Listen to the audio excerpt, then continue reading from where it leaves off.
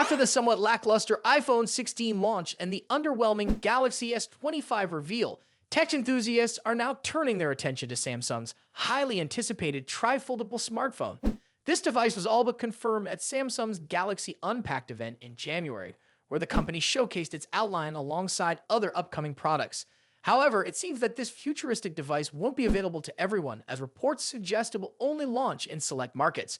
An industry tipster has confirmed that the Samsung Galaxy Tri-Foldable will have a limited release, with availability restricted to certain regions. While it's still unclear which markets will get the device, this decision isn't entirely surprising. Samsung has reportedly planned a very limited production run for the Tri-Foldable, as the company doesn't expect high demand due to its likely steep price. This strategy makes sense, especially when you consider the Huawei Mate X-T, which saw its price skyrocket to levels that made it inaccessible for most consumers. However, the tipster also mentioned that Samsung is keeping the door open for a wider release depending on sales performance. If the Tri-Foldable proves popular in its initial markets, Samsung may expand its availability globally, potentially making it a staple of its product lineup. While the Tri-Foldable is generating excitement, it won't come without its compromises. One of the most notable drawbacks is that the device will reportedly feature the same crease visibility as the outgoing Galaxy Z Fold 6. This is largely due to the technical challenges of creating a tri-foldable phone, which is significantly more complex than a traditional foldable. Improving the crease visibility was deemed unfeasible for this iteration, meaning users will have to contend with the same crease issues seen in current foldables. That said, the Tri-Foldable will share some design improvements with the upcoming Galaxy Z Fold 7, particularly in its frame, which should offer a more refined and durable build. Another interesting detail about the Tri-Foldable is its camera setup. The device will allegedly feature cameras placed in the center of the phone, likely on the middle screen. This design choice suggests that Samsung is aiming for a more centered photography angle, which could enhance the user experience when taking photos or videos. Additionally, the Tri-Foldable will adopt the same ringed camera design as the Galaxy Z Fold 7. However, let's hope Samsung doesn't take inspiration from the Galaxy S25 series, where the camera rings appear to be glued on, as this design choice was met with mixed reactions. For tech enthusiasts who were disappointed by the Galaxy S25 series, the Tri-Foldable could be the exciting innovation they've been waiting for. While the S25 lineup brings a host of under-the-hood improvements, it lacks the wow factor that comes with a bold new product. The S25 is a solid, if somewhat unimaginative, iteration of Samsung's flagship series, which is why the Tri-Foldable has become such a focal point for anticipation. It represents the kind of groundbreaking innovation that pushes the boundaries of what smartphones can do, something that has been missing from recent flagship releases. Samsung has promised a diverse set of foldables this year, and the Tri-Foldable is shaping up to be the crown jewel of that lineup. While it may not be perfect, especially with its limited availability and crease visibility, could Apple be preparing to unveil its most affordable iPhone yet? A recent post from Tim Cook has ignited speculation, leaving fans wondering whether the highly anticipated iPhone SE 4 is finally making its debut, or if Apple has something entirely different up its sleeve. On February 13, Cook posted on X, "Get ready to meet the newest member of the family." Wednesday, February 19, while he didn't mention any specific product, many believe this could be the long-awaited iPhone SE 4. The timing aligns with weeks of rumors suggesting an imminent launch, but nothing is confirmed just yet. Could Apple be planning a surprise? This announcement comes just a day after Apple made a surprising move by launching its Apple TV app on Android. This unexpected expansion shows that Apple is reaching beyond its usual ecosystem, likely aiming to bring more users into its services. While this was an interesting development, it wasn't the big announcement many were expecting. Some thought the SE 4 might have been revealed on February 12th, but instead, Apple dropped this new app. Now, with Cook's latest tease, the focus is once again on the iPhone SE lineup. Adding to the intrigue, Bloomberg's Mark Gurman, a well-respected Apple analyst, believes Cook's wording, "newest member of the family," could mean more than just a simple iPhone SE refresh. Some speculate that Apple might be rebranding the SE line or introducing a new category of devices. Could this be the beginning of a new strategy for Apple's lower-cost smartphones? If the iPhone SE 4 is indeed the star of the upcoming event, it's expected to come with several major upgrades. The biggest change could be the removal of the classic home button, finally bringing Face ID to the SE series. This would make the device feel much more modern, aligning it with Apple's flagship models. Additionally, rumors suggest it will have a sleek new design, possibly resembling the iPhone 14 and be compatible with Apple Intelligence, a set of artificial intelligence-powered features that could enhance everything from photography to Siri interactions.